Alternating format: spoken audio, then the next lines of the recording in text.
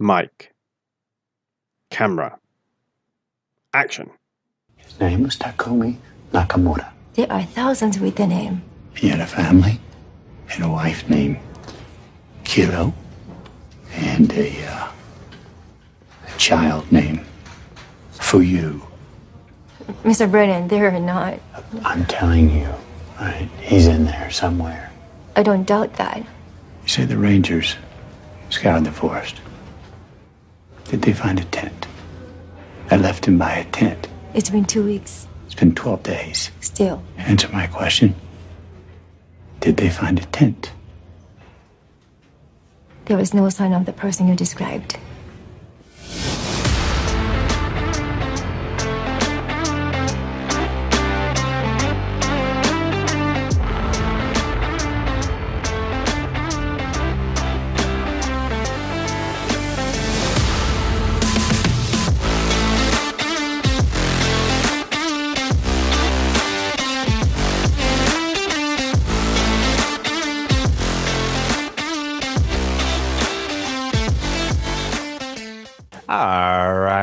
All right.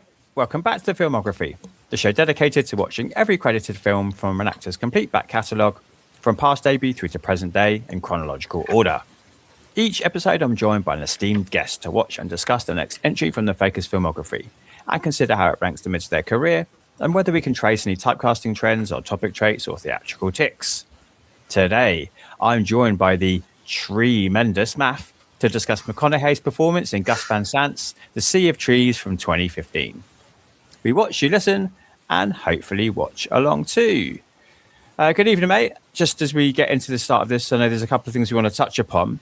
And one of the first ones I want to talk about is the idea that perhaps we're going to come at this from different perspectives today. And you and I have done this before. And I'm really looking forward to getting into this movie, getting into the topic and the concept of it and how that might connect with people in different ways and how it can really get to the root of, past experiences and trauma that we might have had. And I think, you and I are gonna get quite deep on this one. Yeah, I think, we did what you're saying. There are going to be trigger warnings in this. So be prepared that the subject matter that we're going to talk about, it can be quite triggering for people. And if you do have an issue with suicide or anything like that, for one, if it's yourself, reach out to someone. That's the most important thing. There are always people there, whether it's friends, families, or Samaritans. Reach out, because that's the from all of this podcasting, from this film itself. That's one of the main things you have to make sure that you do. Yeah, it's really important. I'm glad that you made the point. It's really that we should be starting the show with that message, and I'm glad that you've put that into your own words and got that out there, because that's part of the journey that we see in this film, isn't it? About the idea of connection is the thing that can save you. So we're going to get straight into spoilers with this movie. I think there's no tiptoeing around it really. This one we have to talk about it in depth. I mean, we do always, but this one we need to get right into the crux of the matter, which is McConaughey's character, Arthur Brennan. He starts the movie in this place of deep despair and travels to Japan in order to go to, as we all know, colloquially called the suicide forest. Although whether that's really reductive and whether that's insulting, I'm not sure. Whether it's culturally insensitive, probably. But it's how it's become known in the Western world, isn't it? So he travels to this forest to find his spot and to take his own life. Mm-hmm. Yeah. That opening scene is kind of, again, going into this, I didn't know too much about it until I'd read the synopsis, and then I was like, okay, right, kind of getting myself ready for this film. But the opening scene, it does look quite deep and dire, and but the music doesn't reflect that. It's a bit kind of plinky plonky. Yes, I'm glad you brought that up straight away. It really is. We're going on an adventure. Yes, it does feel that way, doesn't it? Yeah.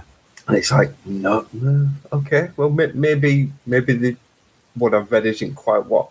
Sometimes you read about a film and you think, okay, I think I know what I'm going to get into, and then something completely different.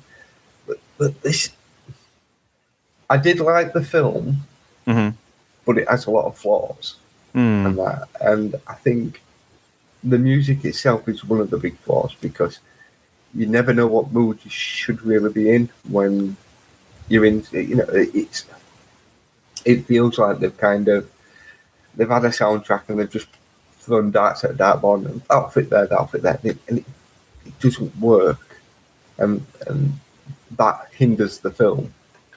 It really does. Yeah, sorry, carry on.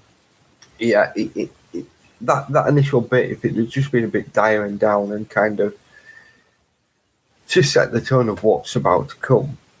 Whereas opposed to, I watched recently, is it Mental Family with,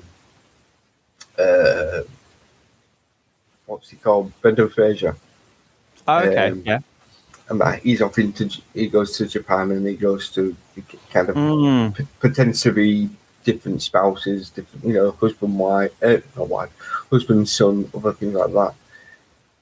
That kind of plays, and the music fits to kind of the situations that it's in. Whereas this, as I say, you kind of go in and it's like, I don't know where I am. And throughout the film, there's moments like that. It's like, what music is playing doesn't fit to what I'm watching and what I kind of should be feeling at the time. I couldn't agree more. I think the opening section is really strong. For me, this movie starts strong and kind of gradually gets worse and worse and worse as it goes. And I think there's three very clear, distinct acts, which I'd like to talk about throughout this conversation. This first one starts, it's almost silent for about 12 minutes. It's really interesting how they choose to open this movie. And it's McConaughey, his character making this decision, going to the airport, traveling on the plane, arriving at the forest, and then kind of finding his spot. It's kind of the first 12 minutes, isn't it? And it's all, like I say, virtually wordless. There's a couple of small interactions where people are talking to him, asking him questions, but he doesn't really... He responds through gestures. Yeah, thank you. That's a nice way to put it. But the music, I was just looking up who it was. It's by a composer called Mason Bates. And this is the only film score he's ever done, which is maybe quite telling. It says it all. Yeah. But even when it's not his music, to be honest, and it's mostly in the flashback scenes, so we'll obviously talk about those as well. When we get these flashback scenes in the score that is used there, the soundtrack that's used there, sorry. So the music they pick, existing tracks they use to put on over those, they seem really ill-fitting as well. It was almost like a Zach Braff mid-2000s coming-of-age romantic movie. Like it felt like Garden State or Last Kiss or something. I don't know. Like it all feels misjudged. I mean, it's very much two different movies kind of fighting for the limelight. That's how it feels. I mean, flashbacks, I'm not always a huge fan of flashbacks because sometimes, like in this, it does feel like it's two completely different movies. And you do need flashbacks in certain films sometimes just to kind of give you an idea of what's going on, but this seems to kind of linger too much in the past, and you're not always quite sure what it kind of hits you over the head with certain things, like Naomi Watts' this character, Jen, she's an alcoholic, so it kind of hits you hard with that, but then it kind of meanders along, and there's a lot of stuff without going on and reading the wiki. There's stuff there that doesn't make sense, and that I mean, one of the things is in the flashback we see the fact that he's been unfaithful. And have you read the wiki? Yeah. I had a look. Yeah. He's been unfaithful, and obviously she's still holding that against him, and that's one of the reasons why she's drinking as well. But then we see a meal with some friends. The lady who's kind of promoting and saying that he needs to write his book and that's the person that he was unfaithful with. And it's like, without reading that, you're not aware of this. It doesn't make sense, which, if that had been shown or been kind of mentioned, or even if she'd have kind of said when she come back, it's typical that it's her that's kind of sticking up for you. But there's a lot of... It feels like in the past, it takes its time to kind of tell you stuff, but I don't think it gives you the full information that you kind of need, and it's dragged out too much. I mean, it's a 2-hour film, and I think you can knock half an hour off this, and it would be a lot better. It would be a lot more tidy than that. No, I agree. I think Go on, sorry. I don't want to interrupt you. I just feel that the three main characters in it, with Matthew McConaughey's Arthur, you do see growth and you do see things in there, but with the other two characters, Naomi Watts and Ken Watanabe, I think is how he's. I don't feel that Naomi Watts gets to go a little bit, but Ken is completely wasted. And that. Yes. There's reasons why he's there. There is reasons why he's there, and reasons why his character doesn't have any growth. Yes, which we'll definitely get to. But no. I think it's all fair comments. I think you've got three very talented actors there who have been. Yeah, probably all of them a little bit. And I think I can understand the draw to this. I think probably felt like it was worthy and quite weighty, but I think there's issues from the route up, really, from the script all the way through to kind of the execution with the score at the end. I think there are substantial issues all the way through, which means there's not a consistent story. And as you said, we've got this mashing together of the flashbacks and the present day scenes in the forest. And I think where flashbacks, personally for me, do work is when they're clearly linked to the character's present day journey. Yeah. So I know I haven't seen it yet, but I've read the book, but you have seen Project Hail Mary, haven't you? Mm-hmm. Yes. So that is it sounds like the film is very close to the book, and it is very reliant on flashbacks, but they tie into what is happening with that character in that present moment, and they inform what he's going to go on and do next in the present journey. Whereas here, they just feel like, oh, here's a moment you should know, or here's something that went on between these two. He doesn't, I don't know, like when he starts thinking about her drinking problem, this is a really crap idea, but it's the only thing that's coming to mind for now. Like when he's thinking about her drinking problem and it being a root of their arguments and their problems, which is really reductive. There's a lot more going on there. That could have been because he's run out of drinking water. I don't know. Like I say, that's a rubbish idea, but there needs to be some sort of link into why that memory triggers in his head. And there isn't. And so it just feels like here's this stuff at this point to try and elicit the reaction we want from you as an audience, rather than here's this because it's part of his journey. I think part of it is, I mean, one way it could have worked, it wouldn't have worked this, but one way they could have done all the flashbacks at the start of the film and then gone into the forest at the second part of the film. But I think the issue there is then you've got too much in the forest, which you do need a break at times. So that, I mean, Project Hail Mary, I mean, I put my Letterboxd review that, again, I'm not a big fan of flashbacks, but in there it works. Like you say, it ties. This feels like it kind of, you're watching him in the forest and then obviously it just cuts to the flashback and then it cuts back to, and it's quite jarring, whereas in Project Hail Mary, it flows. You feel like the story, although you're kind of going backwards and forwards, it works. Now, I'm going to get some flack here. I haven't watched Interstellar yet. I'm watching it this weekend with my son because I know when this is getting recorded, I think next week is when Interstellar comes out. That's right, yeah. So it's going to be perfect timing. Plus, we're watching Project Hail Mary. I didn't want to watch Interstellar and then watch another space film and think, too much hard, smart sci-fi all in one row. Yeah, but also I'm going to talk about Matthew McConaughey. I don't want to come here and go, oh yeah, see and cheese with crap, but can we talk about Interstellar? You've already done that, so as I say, with flashbacks, sometimes I believe that there's probably flashbacks in Interstellar, but I know very little about the film. Yeah, maybe I won't say too much, but there are different parallel narratives and timelines going on. Yeah. Because I'm going to kind of go off tangent. I wondered why I never watched Interstellar when it came out, and the reason I never watched Interstellar when it came out was just, unfortunately, that was the year my dad passed away. Within a couple of months, when Interstellar got released, my dad had just passed.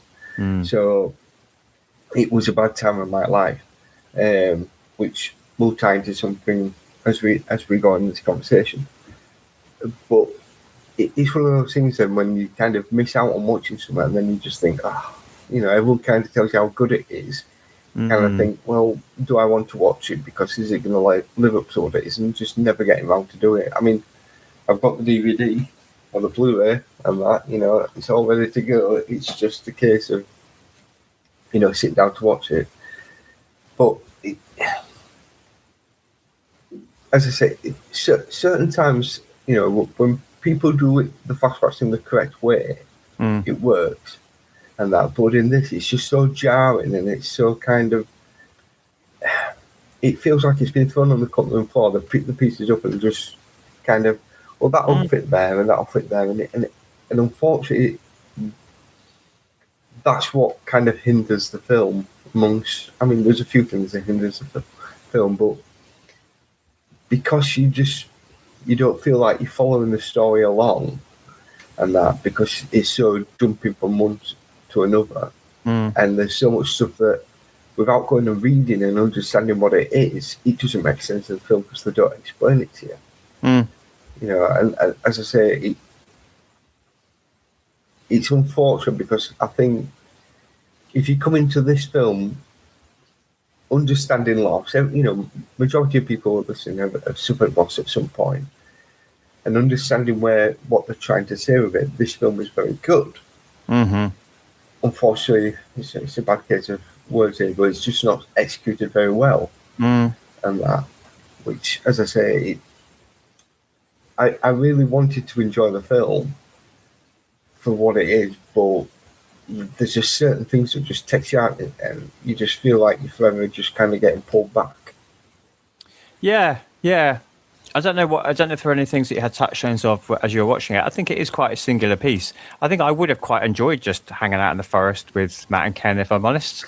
I think I could have watched 90 minutes of that and just sort of had a little nugget here, a little drop line there, and I could decide for myself like what's gone on and why he's here and how he's ended up in this position. I wouldn't want like big, long exposition conversations. That'd be too much. But I almost don't need to know. I just need to know that this character's here and there's an event that's got him here.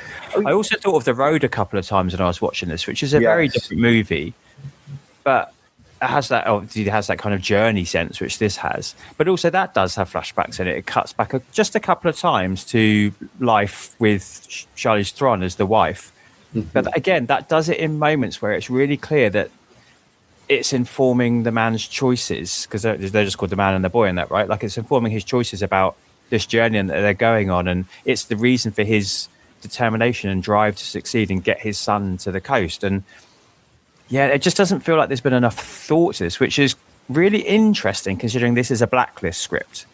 So this is one of those ones that was floating around for a year with people saying like it was a brilliant script and we've got to make it, and eventually, obviously, we know like a couple of years later, then it turns out to be this film by Gus Van Sant. But I just wonder what that looked like originally, because the thing that we get doesn't feel like I would have read it and been like, oh, I can't wait to see this transformed into a film. I think it's very tropey at times. It is. That's a good word for it, yeah. I mean, we are going to do big spoilers here. So yes, absolutely, yeah. But I feel like it's very tropey until the point with the... with the ambulance. Yeah, so in Act 3, isn't it? We get the final kind of flashback. Yeah, absolutely. Yeah. I mean, back in the past, Matthew McConaughey and Naomi Watts, the marriage is breaking down. Yeah, and it's recent past as well, because it's only 2 weeks between the event or the funeral and him coming there. Yeah, go on, carry on, please. But the breaking down, and then she suffers a nosebleed, which they go get checked out, and it turns out she's got, I think it's just a tumour. Benign tumour, isn't it? Because but they say that the operation is risky, and that, but it could actually do it. And we kind of, as we're going backwards and forwards, we're seeing this, and we see that it was benign, and the operation was fine, and everything's fine, and you're thinking, oh right, okay, so she survived. So then part of me then thinking, so she survived, so maybe they're just separated and he just can't live without her. But then no, because then it goes, well, she survived, but that kind of scuppers our plans. So what we're going to do, I know what, we'll kill her in a car crash. and it's like, I know bits are tropey, but sometimes it's fine to do that because it works. If she'd have passed away because they tried to save her, and unfortunately, Yeah. whether it I don't know wasn't why they benign, didn't just do that. It's crazy choice.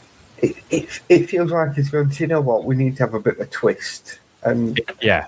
the twist doesn't work. You know, if anything, it makes it, I feel like it cheapens the death.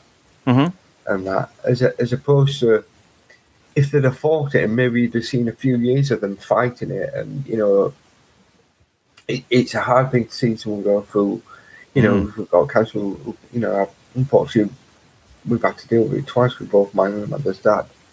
And seeing someone go through that, it's heart-wrenching. It's really bad.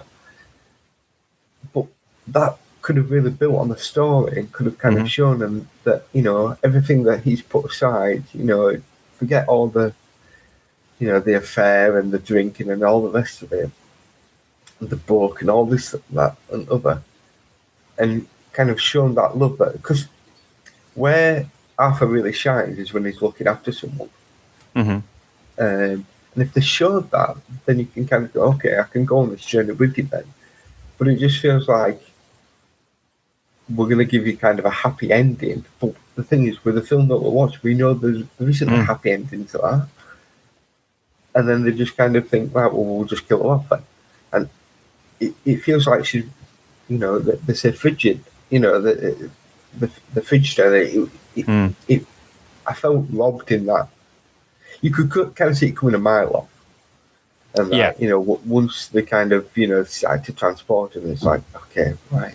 You know, but we'll talk on the phone. I'm thinking, oh, is he going to have an accident with the phone and then cause, you know, is that how they're going to do it? But obviously at some point here, she's going to get, you know, there's going to be a crash.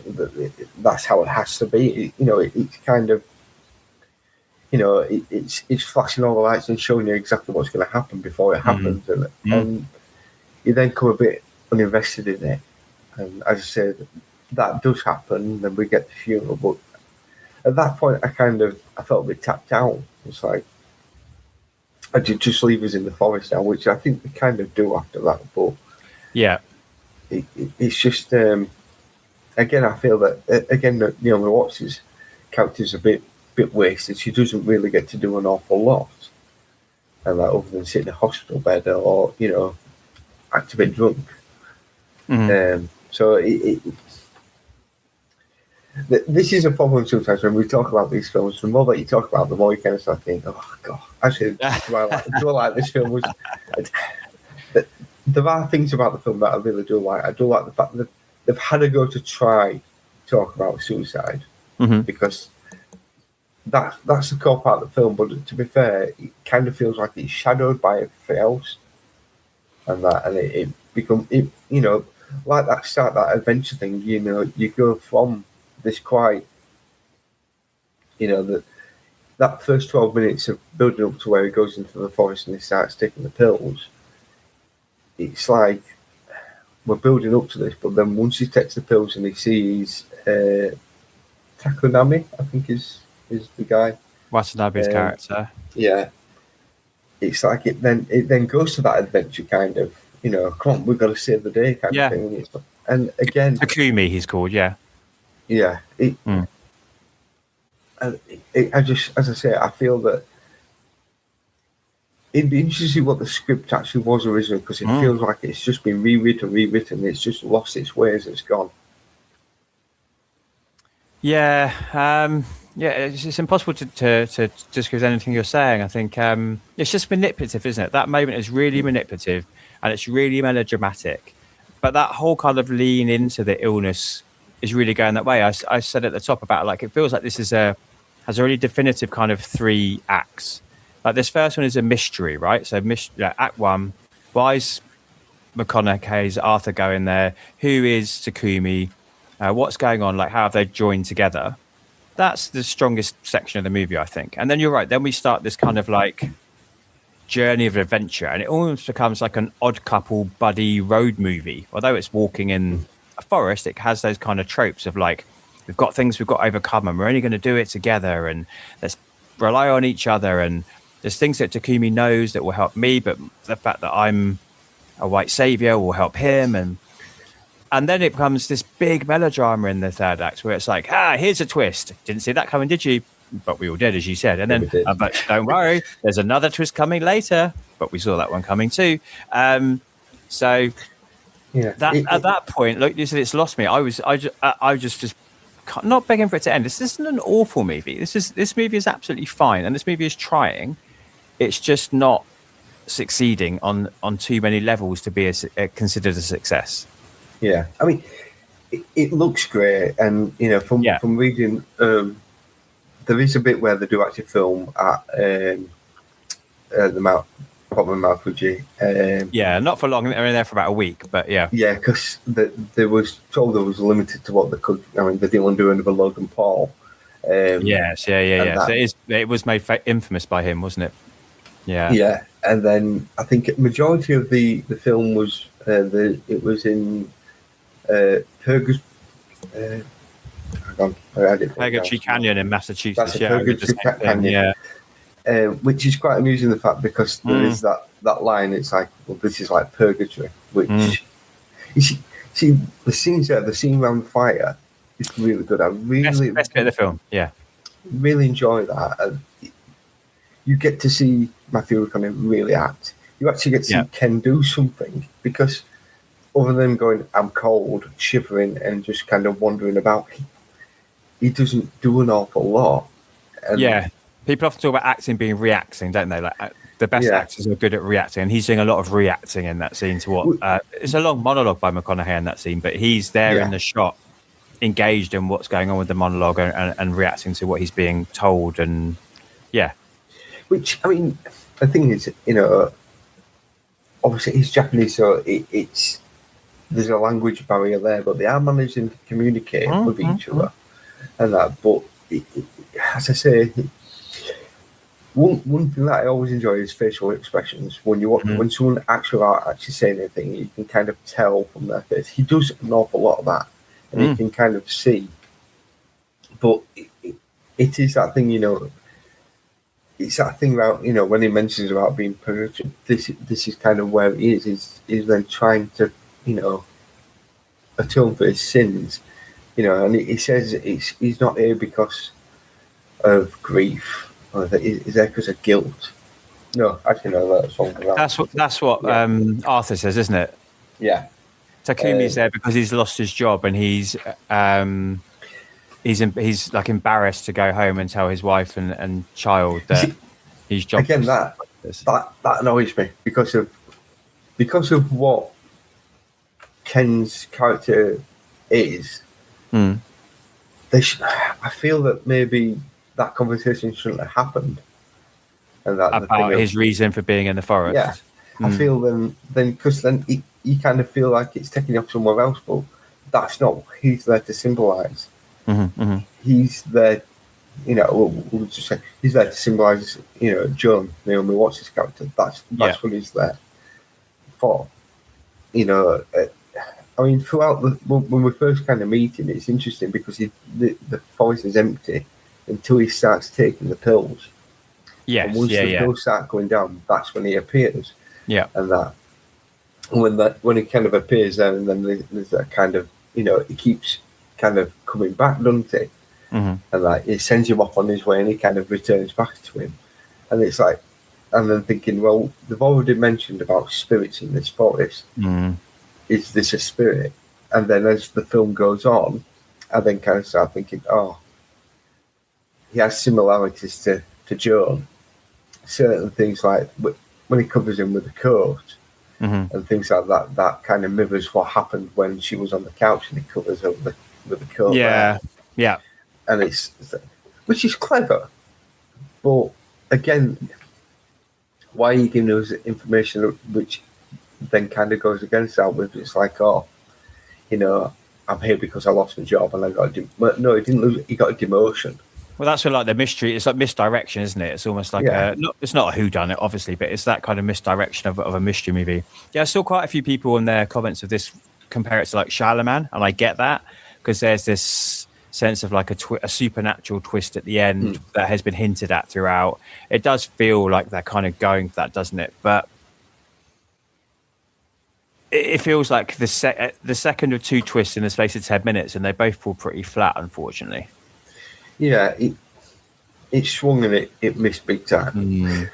And again, that's a problem. You know, that, as I say, that scene around the fire, that, you know, when he's kind of discussing and it breaks down, and they kind of, you know, he needs to have that breakdown point. He needs to be able to kind of speak to someone and kind of saying, it's like he was talking to Joan at that point. You know, it was kind of it's almost like his confession, isn't it? Yeah, it's exactly what it is. And, you know, 14 years ago I lost my dad, and it was quite a big thing. My dad, you know, was like my best friend. It was when me and Amanda got married. My dad was my best man, and on the Friday the 13th of June, we got married.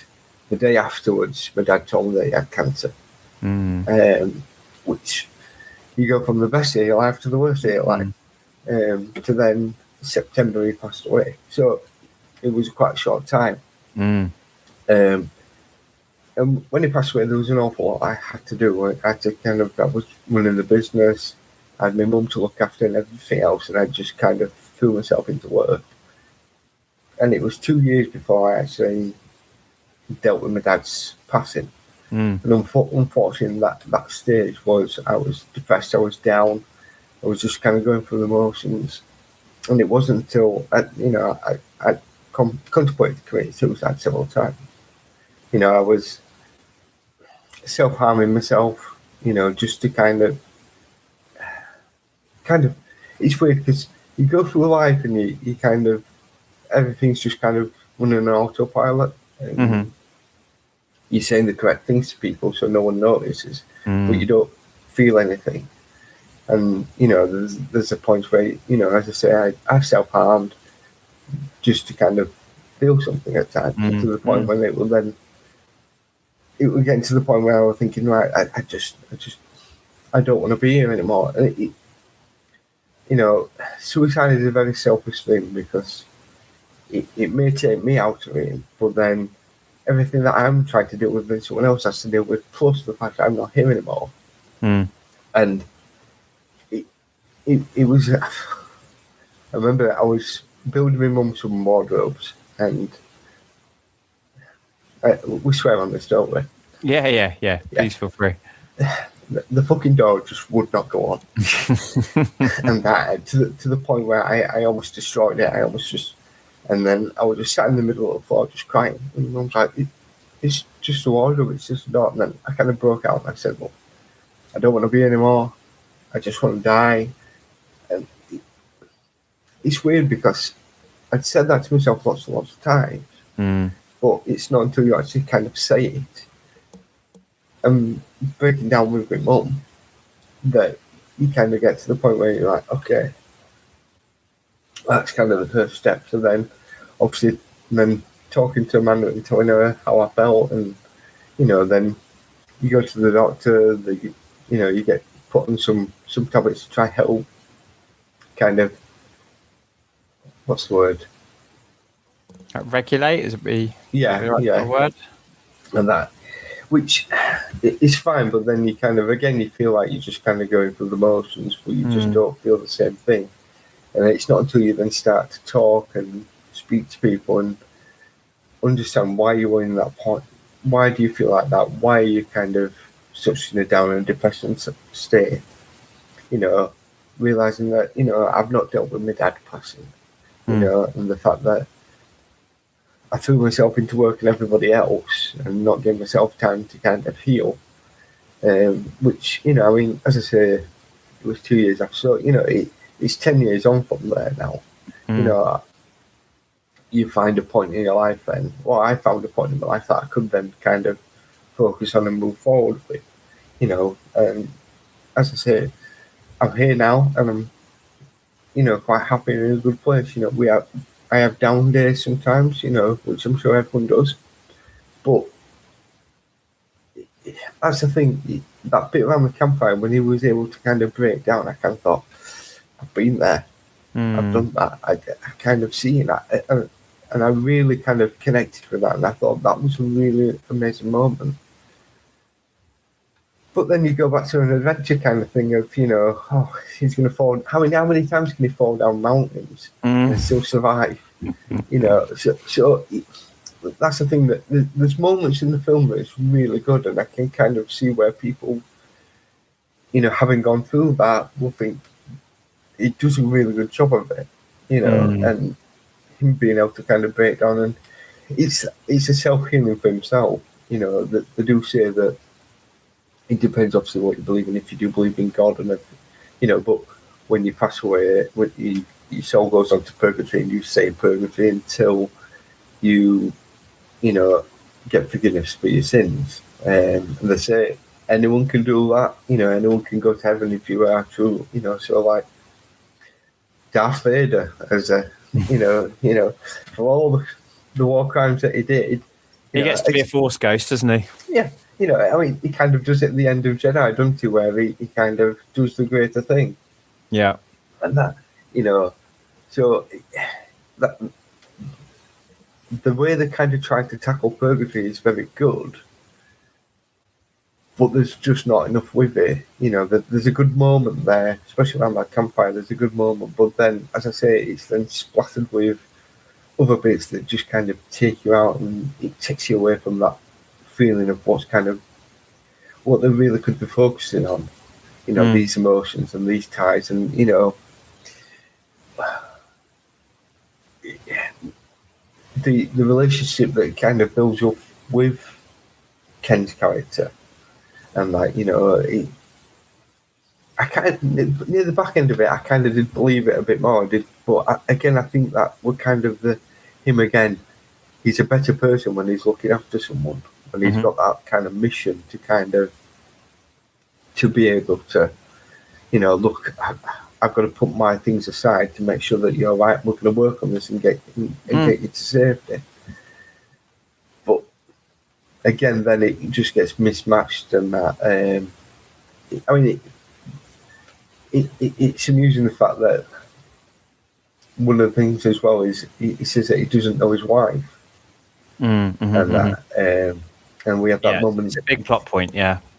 Yeah, there's, in the funeral parlor when, you know, the guy comes in and says, "Oh," because he mentions that it's the funeral director telling him to go home at that point, isn't it? Yeah, like, shut up. Yeah, and he's like, you know, he does tell him kind of some of the answers that he wants. He mentions that his wife's favourite book was Hansel and Gretel, which gets mentioned randomly in the film.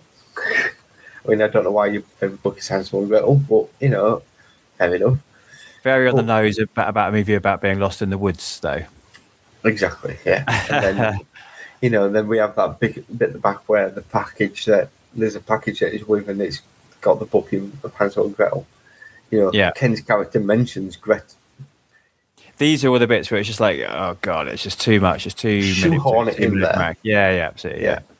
You know, but then the subtle thing of when Ken's talked about his kids, I've got the names written down somewhere, Kiro and Fuyu, and then it's like, okay, right, so he's mentioned his kids, but the English translation of that is yellow for Kiro and Fuyu for winter, which, again, it gets mentioned what were her favourite colour and her favourite season. I mean, again, it's strange questions that kind of pop up in the thing of why is he trying to kind of grab at them, but he's questioning so much about it. It feels like, again, they've just been shoehorned in there, and that, and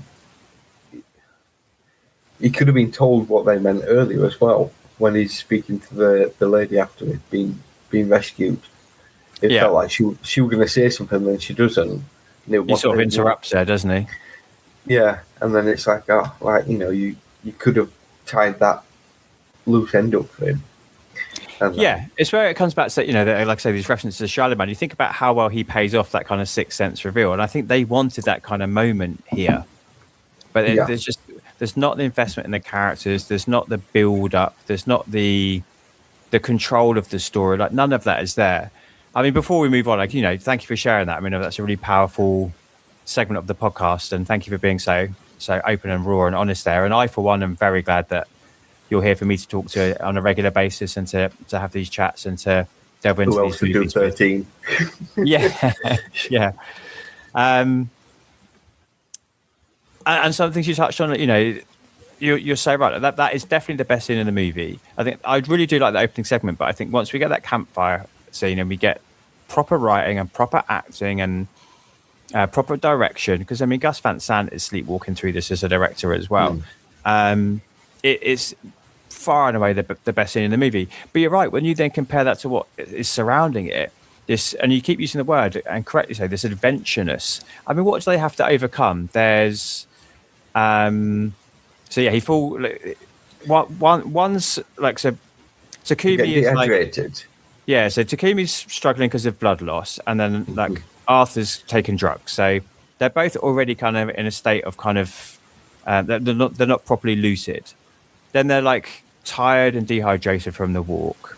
McConaughey falls down a mountain and gets a branch in his side. So now they're both stumbling along. Then it's night. He gets up and walks off from that. Yeah, right. Then they go and hide in a cave, and there's a flash flood which washes them both out of the cave. And that bit is just ridiculous. They're both struggling with hypothermia because it moves into nighttime, and like it's like this like escalation of events and difficult things to overcome. But it just, none of it feels truthful. It all feels like we're creating these scenarios in order to ramp this up. It doesn't feel like what would have just them walking and being lost is enough, because you are getting tired, you are getting cold, you are scared, you are hallucinating, you are surrounded by spirits. Like, we didn't need all of this other manipulative stuff, and I think that's where this script keeps layering these things on, and each one is another step in the wrong direction. Yeah, you see what you say there is if it had been them walking and him talking about his wife and saying, yeah, the relationship wasn't good, but this happened, and if he talked you through it and maybe just kind of did like an overlay and showing just certain bits of his life with her, that would have worked. And again, you could have had a bit of backwards and forwards between them both. Yeah. But you see, I thought at one point, has he passed on? Has he actually died? And when he fell down the cliff. Yeah. Are they then trying to kind of find their way to where they need to go to be able to kind of be accepted? But and then obviously, because I mean, I'm religious, when you get the flash flood and it's like, oh, is this maybe kind of some testing? Is this like a Bible thing where they're kind of showing, is that the moment? But he does get stabbed in the side, doesn't he, as well? That's fair. Yeah. There's lots of things there, but then it feels like they never build on it. And as I say, I mean, Ken, what about he's in Interstellar, isn't he? Watanabe? Yeah, he's in. No, he's in Inception and Batman Begins. Yeah, but yeah, and he's good in. I remember him Batman Begins. Yeah, I do remember Inception. He's a great actor, and I just feel that he's so starved in this to be able to. As I say, he's very much kind of reaction and very much kind of facial expressions and kind of. He plays his part fine for what he's given, but he needs to be given more to do. And if there'd been more of a conversation between them both, trying to get down to the nitty gritty of, how he felt about his wife and, kind of, refinding them things that he feels that he's lost. That would have worked better. But, as I said, even if in then where they just kind of walk off and fade away into the mist. And that, I mean, it's beautifully shot. It looks really fantastic. Yeah, you mentioned that before, and it's somebody who's not done a lot of work, but Kasper Tuxen, I think his name is. So he's Danish, but the things that he has done are all high level. So like, I don't know if you watched Riders of Justice from a few years ago. That was really good. That was a Danish movie with Mads Mikkelsen. He did something called The Worst Person in the World a couple of years ago, which was celebrated. And he's just done Sentimental Value, which has just been nominated for Oscars and stuff. So when he is working, I think he obviously picks his projects. He's picking high level, high quality, celebrated pieces of work. Yeah, it looks stunning. The whole thing is shot beautifully, isn't it? Yeah, and you know, I feel we're gonna, because this is a couple of years, I don't know, it got released 2015, but I don't know when he filmed it, because he has that look of still kind of Dallas Buyers Club, kind of Wolf of Wall Street. I don't know what it looks like in. Filmed it in 2013, so right, so a couple of years before it came out. Yeah. He's definitely got that kind of slight frame to himself. Yeah, and that, you know, which again you can think, well, if you've fallen down the cliff several times, you've been stabbed inside, how are you still able to get up and carry this guy who's, you know, yes, he does say that he's been there for a couple of days and he's just been wandering around, but maybe that's an inner strength. Again, the problem is when we're starting to try find reasons for why they did certain things, or you have to go on a wiki and read, the woman that she kind of didn't like at the dinner was the woman that he had an affair with, and things like that. It's like, you should be able to tell us that in the film somehow, even if it's just subtle. We shouldn't have to do research to be able to go away from the film and go, I understand that now because of this. You know, it's only I understand that because I've read it. Yeah. Or like I said at the top, I almost would rather it was unsaid. I think of somebody, you know, in the hands of somebody like Terrence Malick, who has a poetic vision to the films that he makes. You know, not everything he's made is good. Some of the stuff he's made has been trash, but always looks good and always has subtext and always. I mean, I think of like the Thin Red Line, right? The moments when we're just in the jungle with these people, and we get these moments of nature, and we get voiceover of how they're feeling in these difficult times. And a movie like that around this would have been really powerful and have been really well judged. And like I say, we wouldn't have needed any flashbacks. We wouldn't have needed any cutaway. And it's a shame because Naomi Watts is a good actress and she does a couple of decent things, as you said, with her scenes. But really, she's just there to service the story for McConaughey's Arthur, as is Watanabe for Takumi. They're just really there for this one person's journey, which is also okay because it is about his journey through his grief and how he's going to come out the other side within 2 weeks. And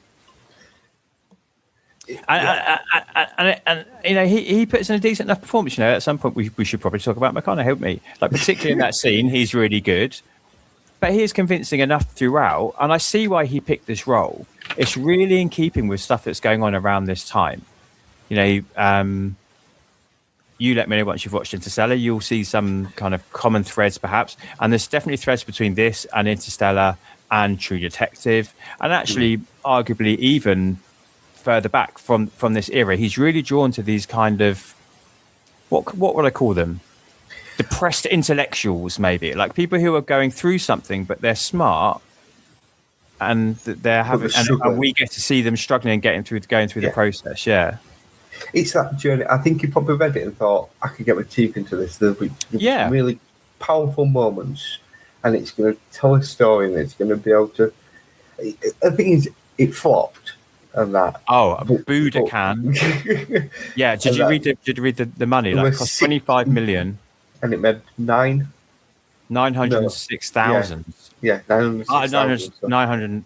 So it just shot of $1 million. Didn't make $1 million. Yeah, absolutely. Yeah. So. Yeah, it did awful. I watched the footage actually of the reaction in Cannes, as you should say, sorry. And you could see him and Naomi Watts are so uncomfortable. I don't know if you ever watched that footage of Joaquin Phoenix after Folie à Deux was screened. Yes. And he turned to, I can't remember who he turned to. It maybe have been Lady Gaga. He turned to her and said, like, that was awful, wasn't it? And you could see the look in McConaughey's eyes after the screening of The Sea of Trees, and you could see him thinking, like, oh shit. That wasn't good. I mean, the thing is, maybe what was shot, what was edited and then put on the screen. Yeah. The thing is, like you said, he's good. He is good, and he is compelling, and I do believe an awful lot in him. Mm-hmm. It's just how it's kind of. Yeah, it's the situations feel manipulative and feel melodramatic and feel contrived and. And again, maybe just too many flashbacks. Maybe he didn't need that much. Maybe he didn't even have to have the bit with, as I say, he didn't need the point with the ambulance. He could have just had the fact that, you know, She goes in for the operation, and then you just have that moment where the doctor comes out and goes, "It's bad news," and that's it. Yeah. You know, there's a good half an hour you could take off this and make it a better film. Definitely, And yeah, I think Matthew McConaughey was probably sat there thinking, "Oh, I think I did a good job there, but obviously not." And he throughout his films, I think he's always put a stellar performance. Even Surfer Dude, you know, and that. Committed. I'll meet you at the word committed. Maybe not stellar. Okay. You know, I mean, you know, he gets played bongos, doesn't he? So he does. In the nud. He's very much. I think he believes in the roles that he takes, and especially at this point in time, he's taking what he feels. And I don't know if this is the end of the reconnaissance at this point, because in terms of success, in terms of financial and critical success, really kind of Interstellar is the peak, and now we get back into the choppy waters. Because I mean, I remember True Detective when it came out, we started watching it, but the subject matter was quite jarring for Amanda, so we stopped watching it. Which it's one of those I kind of thought, oh, I wish I'd finished it off, and I think I'm going to have to go and rewatch it now, because like the conversation that you had, I kind of thought, oh, I do feel that I've missed out. And that, again, you know, it'd be good to see Matthew and Woody kind of acting in a decent thing as opposed to, let's say, Surfer Dude. But it, I lost my train of thought now. Surfer Dude put me off. But no, I think everything that he does, he's very good in, and I can't think of a film where he's been crap. And I think you've always kind of said throughout your conversations that even if the films aren't very good, he still puts in the performance. There's still something there, you know. Yeah. It's like Wolf of Wall Street. He's in for a very small amount of time, but he sticks in your mind. When you think of Wolf of Wall Street, you think of, you know, a couple of main things, and you know, absolutely, It's a moment that kind of thing, and it was off the cuff. You know, it's one of them things, and I think that's what he brings to it. But yeah, it feels unfortunate that, you know, when it comes to me kind of grading this at the end, you'll understand why I'm going to grade it the way I do. And that, but as I say, I just feel that there's so much potential, but why do I keep getting these kind of films? There's so much potential, but they just don't kind of hit. You know, as I said, like 13, when we just speak on that, I think that had potential there. And that, but again, was it maybe the way they've kind of cut it at the end, but other scenes that just didn't match up? Is it the way they kind of jumped between present and future? Because when I was making my notes, you know, the way I did this, I kind of was writing each scene down, and each time I was writing an effort aside for future and for past, just so that I could go through and go, hang on, right, okay, that's that bit there. And yeah, I just think it's a missed opportunity for something they could have really kind of pushed on. And like you say, this is a point when he was picking things that he thought were going to do good. He thought that, you know, he can tell some, and maybe it's, like I say, maybe it's one of the things where if someone does watch this and they do get something out of it, or they do kind of, it's not a film I would recommend to go watch if you're feeling a bit depressed and that. But at the same point, kind of that realism at the end. But again, the very end bit feels a bit cheap.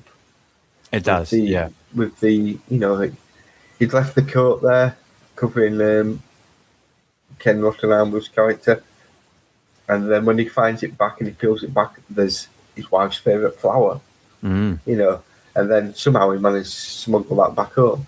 Oh, he didn't even smuggle it. He's got it on a bloody tray table on the airplane in front of him. You can't bring a plant through international flight, surely. We saw earlier in the film he had to take his shoes off. I mean, we all remember those days. That was a nightmare. We had to take your shoes off going through an airport. Yeah, beeping and Yeah. But So he has to take his shoes off. There's no way he's bringing a flower back.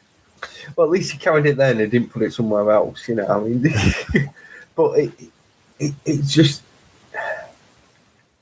again, that seemed very much kind of something that got mentioned earlier when she was looking for the photos. Yeah. To like, well, we're going to kind of show you this earlier, and then we're going to go back to it at the end to be the end shot of kind of, you know, all happy days and that. And again, it feels a bit cheap. That bit does. Again, Yeah, agreed. Yeah, it don't feel deserved, and that which is a shame. You know, I mean, I do think maybe the way that the film should have ended was maybe he should have passed away. Maybe if that had been his journey going through. Again, the journey could have been there, and they could have met his wife. You know, he could have seen his wife in the distance and kind of walked towards her, something like that. Again, tropey, but I think that the ending would have been a bit more kind of, okay, he's passed on now and he's going to join her.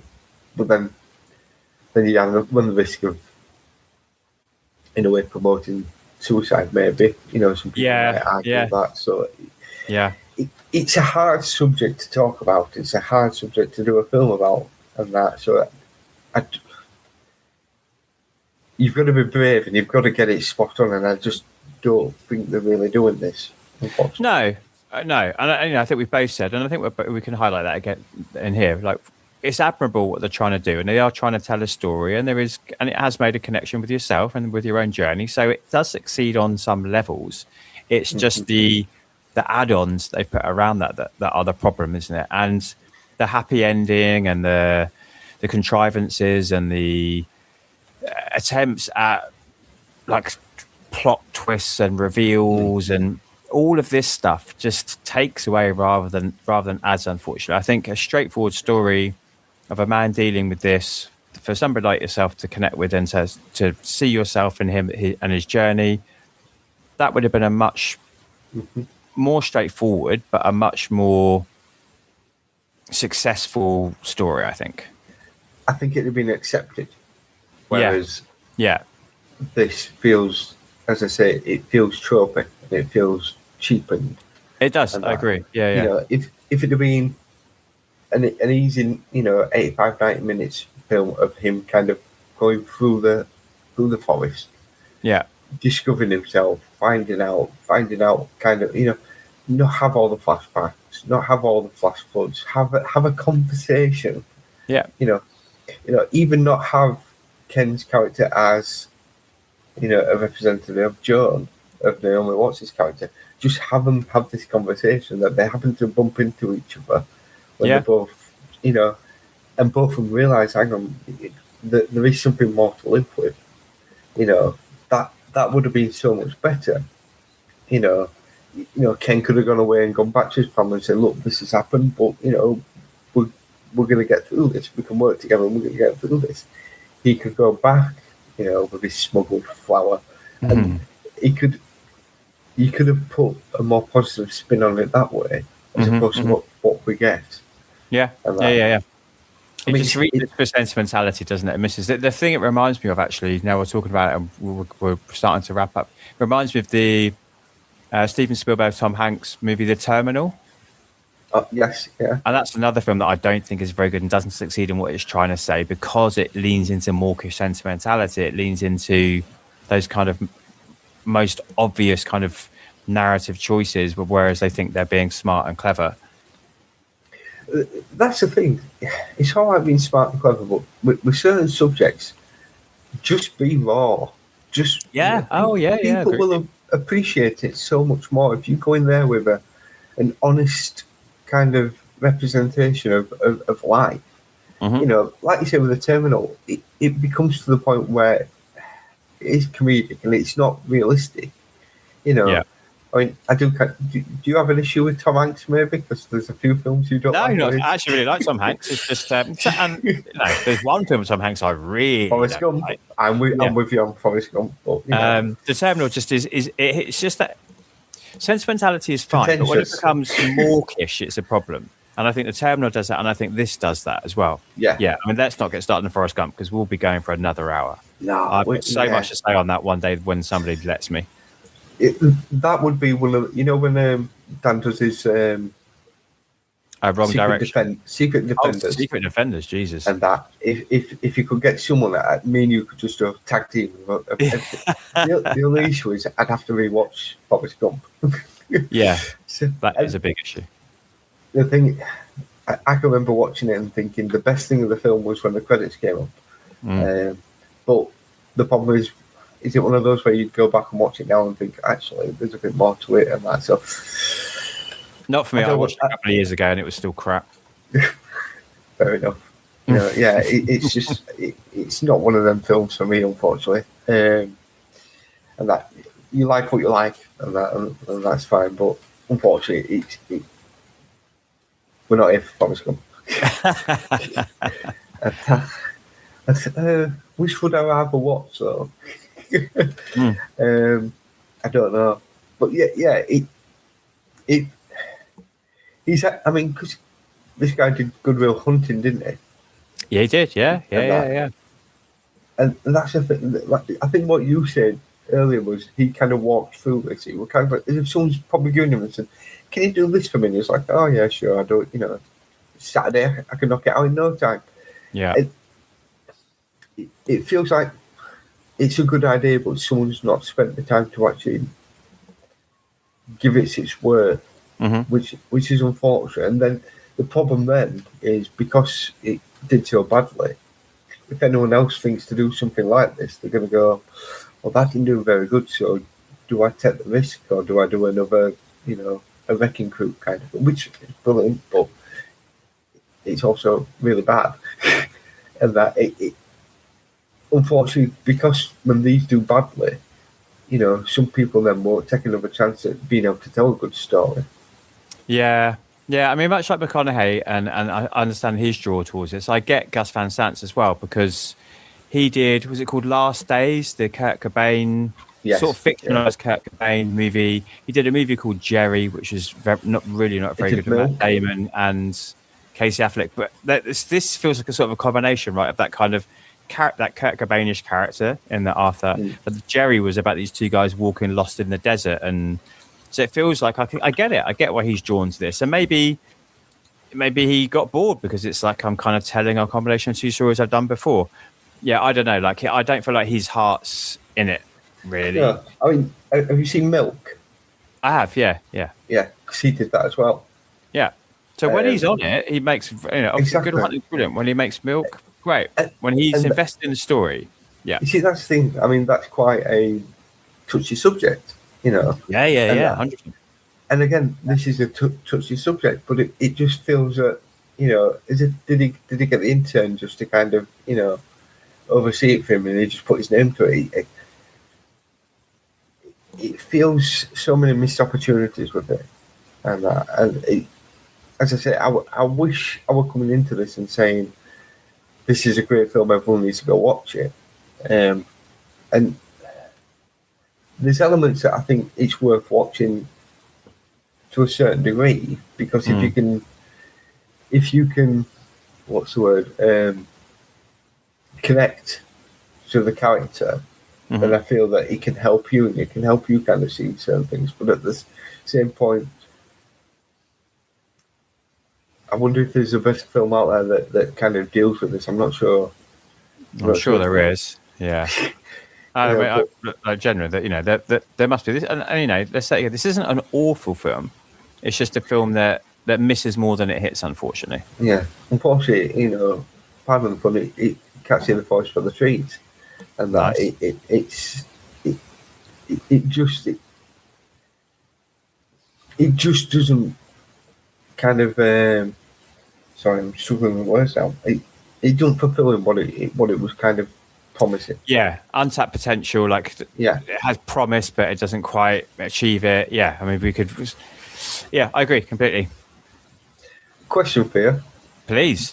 What is your favourite colour? What is your favourite season? And what is your favourite book? Green. Spring. Green, yes. Funnily enough, The Road is my favourite book. Oh, The Road. Okay, yeah. Well, green again, spring, because it's normally it's kind of a start of things, and Yeah. I don't like summer because I get too hot. So you kind of get that. And my favourite book, I think, is The Hobbit. Oh, nice. And, Okay. Yeah. It's something I was made to read at school. He's probably passed away now, but there was a teacher, Mr. Parry, who recognised that I struggled with reading, and you know, he was one of the many teachers that did kind of say, "Look, I think your son's dyslexic," to mum and dad, and it was a case of we should hold him back. And there's him and Mr. Addy, and they both kind of said, you know, we should hold him back a year. We can work and help him. And you know, what do you think, Matthew? And it's like, no, but I wish I had done that. I wish I'd been able to kind of, you know, got the help that I probably needed at the time. But The Hobbit was, Mr. Parry used to call me Bilbo because I was really short at school. He used to call me Bilbo, so he used to get me to read certain bits, and he would kind of stand at the side of me. And obviously, when I'm reading out loud in front of a classroom, and you can't read to start with, it's really hard. But he would talk in my ear. So although I was reading it, there were certain words when he knew I was struggling, and that. And I think it's just one of them books that just connected with me. When I have a love for fantasy and role play. It's like I've got, you know, all the dice on the t-shirt and things like that. You know, so I think that probably hit a nerve for me. And yeah, I think it's just one of them books that I can quite easily just pick up. It's not the film, but because the book isn't that long anyway. But yeah, I just thought I'm gonna have to ask that question at the end of this, because I like it. You know, it's like when you ask everyone what's the favourite turtle. Yeah, it's true. And that changes depending on who you are. And what phase of life you're at as well. Mine has altered as I've got older. Ghostbusters as well. Who's your favourite Ghostbuster? That changes depending on who you are, when you've watched it, and yeah, you know how much time's moved on since we first watched that when we were young kids and we thought Venkman was cool. Yeah, well, yeah, because it used to be very much kind of, you think, oh, the Joker, I'll be Venkman, and it's like, yeah, maybe not now, maybe not. No, Egon all day. Yeah. Well, you have a bit of an Egon kind of vibe to you. I take that. In fact, I'm going to revel in that. Thank you. But yes, as I say, I thought we've got to kind of end it with kind of finding out that. I like it. But then obviously, I'm sure we've got Letterboxd. Yeah, shall we? Good luck with this, because I did have a quick look and it was like. I've tried to get a range, so let's see how you feel about these. So Papa Sweat says, "The Sea of Trees is absurdly melodramatic, to the point of being humorous. Every emotional beat is telegraphed a mile away. The twist is beyond hokey, and Matthew McConaughey completely overacts. The worst crime it commits is being terribly boring. Come on, Gus, you're better than this."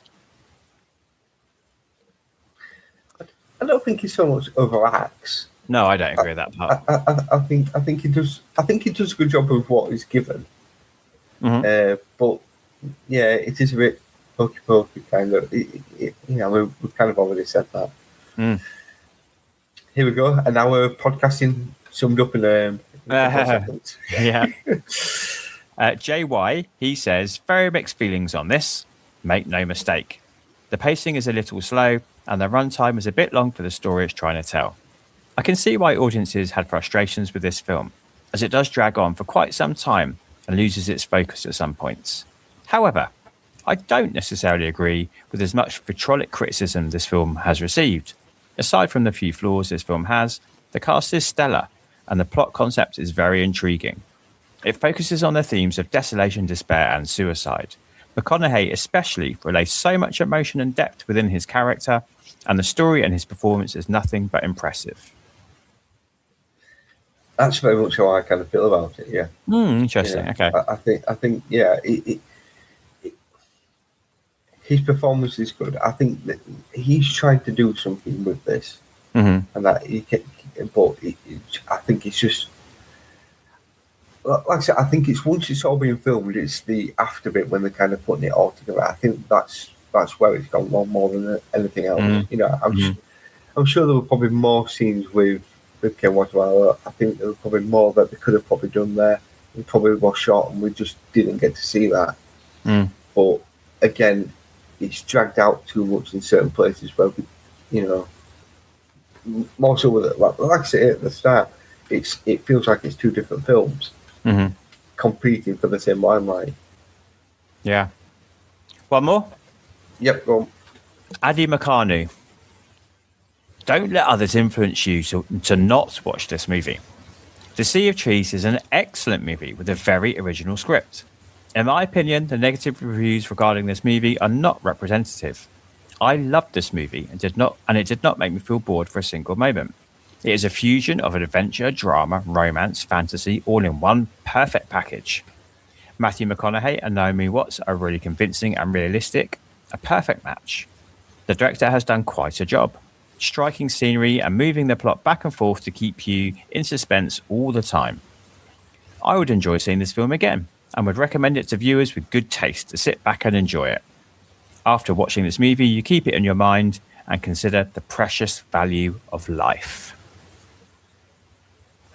And just ease back a little bit there, mate. I will say that, you know, the chemistry between Naomi Watts and Matthew McConaughey is good. They do feel like a genuine couple. You know, just silly little bickering and that they kind of had for each other. I feel they are. Yeah, there's many times you watch stuff like Marriage Story or something like that, and you kind of see a couple and you think, yes, that is family life. That is the silly little things of, well, you left this out, so, you know, you did this, I'm not forgiving you for that. And you believe in that. So there are bits in the film which is very believable. But again, it feels that it's a different film. And it feels like, I don't think we needed any more, but at the same point, you feel like there should have been. There's not enough. It's a strange one. I didn't need a lot of flashbacks, but at the same point, if you're going to show it, give us some more. Yeah, give us the details we require for the flashbacks to be meaningful. Yeah. There's no point doing 10, 15 minutes of this flashback and not telling us anything, really. You know, I get the fact that, you know, they've gone past the point of not liking each other and that they obviously love each other, but they've kind of forgotten how to do that until tragedy hits. But give us a bit more in showing us that, as opposed to just kind of meandering through it. Yeah. All fair. Green lights. Very briefly. So there's not a lot to say anymore on Green Lights, unfortunately. So what I'm doing is I'm saving the final kind of comment as a more of a wrap up when I talk about quite a few films altogether. He sort of briefly mentions all of them in one quick space. So no, he doesn't. He glosses over this period of his career pretty quickly. From Dallas Buyers Club through for the next 5 years, it's just kind of like, that happened. Right. Yeah, which is a shame. I keep saying maybe that's coming out in Green Lights too. Yeah, because he's working on that, isn't it? I mean, I imagine so. Green Lights has done really well. His book of poems has done really well. But it does feel that this is kind of gone by quite quickly with what you've done. It doesn't seem 2 minutes between each episode, and I look forward to every fortnight when Monday morning, and that you just wait, because I think it's about 6:30, isn't it? Normally it gets released, and then sounds about right. Yeah. There's a bing on my phone. I'm out working in the morning, and I'll try to get straight to it. So, but as I say, I can't wait to see what you're doing next as well. I appreciate you, mate. We haven't had your final word, have we? We've got sidetracks. We've got some talk. Yeah, we need to know where would you place this? What do you think? Classic, worth catching, completist. Where does it sit, considering your own connection to it, but also, it's hard. Its general reception, right, is not good. No, I think unfortunately, I think it's for the general board, it's a completist only. However, if you have dealt with suicide at any point, whether you're someone themselves or someone as close to them as there are aspects in it that maybe what I would suggest is try find the campfire scene, Mm-hmm. and watch that, because I think that really does hit you, and that I think that's a really good moment through the film, and that I think it is a completer solely. And Yeah. that, Okay. yeah, I was a bit more kind of on the fence of where I would go with this, but I do think it's completer solely. Yeah. But there are a couple of scenes in the film that I think are worth trying to find online just to watch that, because McConaughey is good. Yeah. Especially in the campfire scene, he's really good at that. Yeah. But yeah, I think that's where we land on it. I think that's fair. And I think coming off the high of the run I've been on recently, this does feel very completist Flat. compared to, Interstellar and True Detective and all the things he's been doing recently, Dallas Buyers Club. And yeah, it feels like this is a bit of the start of a bit of a lull, unfortunately. Yeah, it is a come down from what he's been doing. As I said, the way he looks, I'm not quite sure at what point he's filmed this a lot amongst, because obviously when the film stuff and then release it is always a bit off. But yeah, and this was delayed as well because it got dropped by its original distributors before A24 picked up and released it. So there was a gap for this one as well. I mean, that's one thing I was going to say. It is very much an A24 film, and that it does have the beats and the feel of an A24. Unfortunately, it lost money, but it has that kind of. If A24 do some really good films, I think that they take a chance and they take a fun, and that's what they've tried to do with this. Heretic is an A24 film, and it's a fantastic film. And again, I think they took a pump with that, and I think it's fantastic. I don't know if you've seen that one, but that's one definitely worth watching. But yeah, it fits for the right studio. It's just unfortunately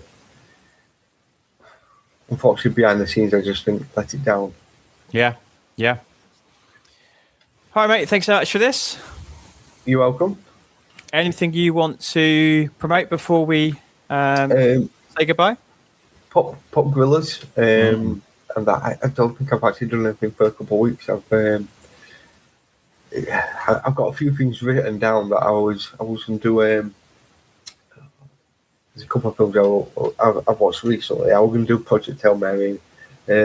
What's the film that I recently watched? Good Luck, Have Fun, Don't Die. I've got something written for that, which again, I think it's one of them films that people should watch, and it probably just doesn't get enough. I mean, it's been out there, and people have probably seen it publicised, but I think it's a really good film. So I've got them in the works, but I just haven't got around to it. I know that when this comes out, Dark Ronan Dan will have released something as well on a game. So we are out there. We're just very kind of random when we release stuff.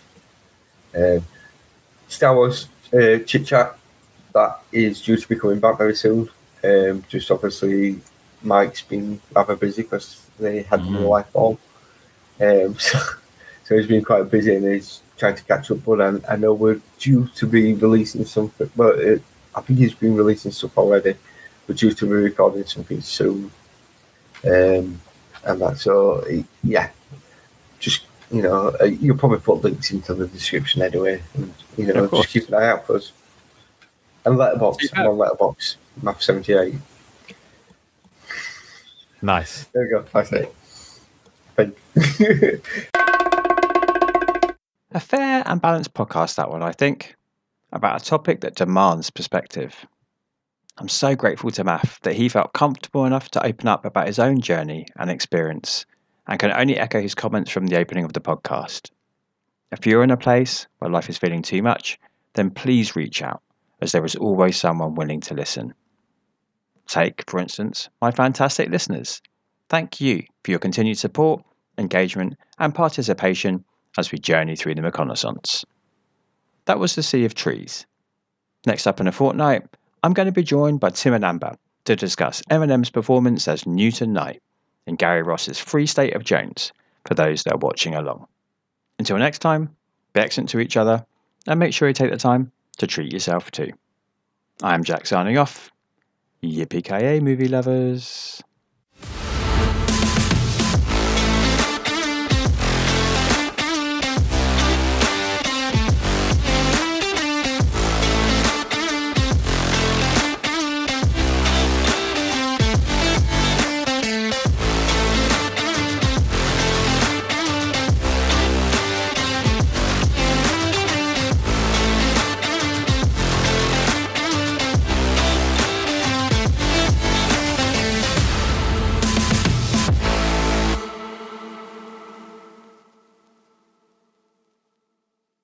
You just gotta keep living, man. Livin. Cut.